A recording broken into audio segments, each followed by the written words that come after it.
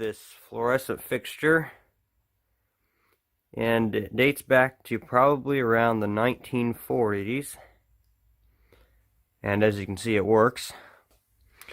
I will show you the top.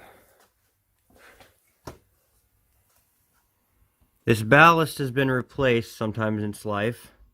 Originally, the light would have had a separate starting system for each light.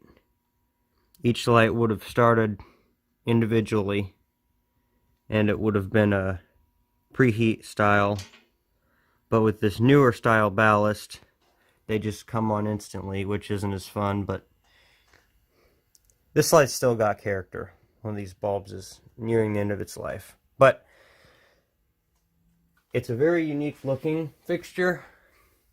I just like the way it looks, and it just really has a retro, old style look to it. I'll show you from the very underside.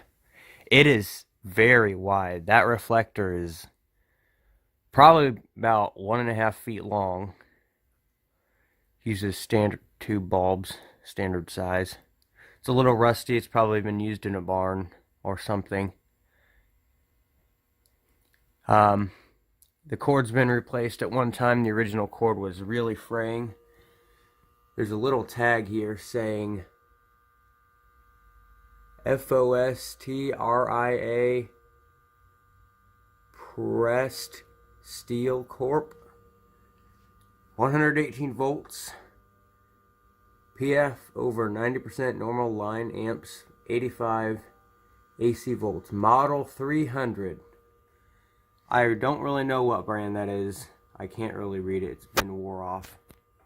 There's an inspection sticker up there, I think. This is this end of it. There's the cord. Come to the other end. I think there was a pull chain on this light at one point, but it broke, and so it was directly wired, which is okay in this instance, but that is just such a cool looking light. Vintage retro thing. I'm gonna go turn it off and turn it on so you can see how it works.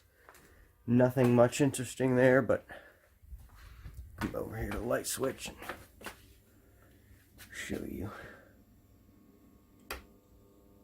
Now it's off and comes on pretty fast. There's not much excitement to that, but just wanted to make a video of that. Thought it was cool. So some of you are probably into this old style stuff. It's pretty neat. Anyways, thanks for watching, and we'll see you in the next video.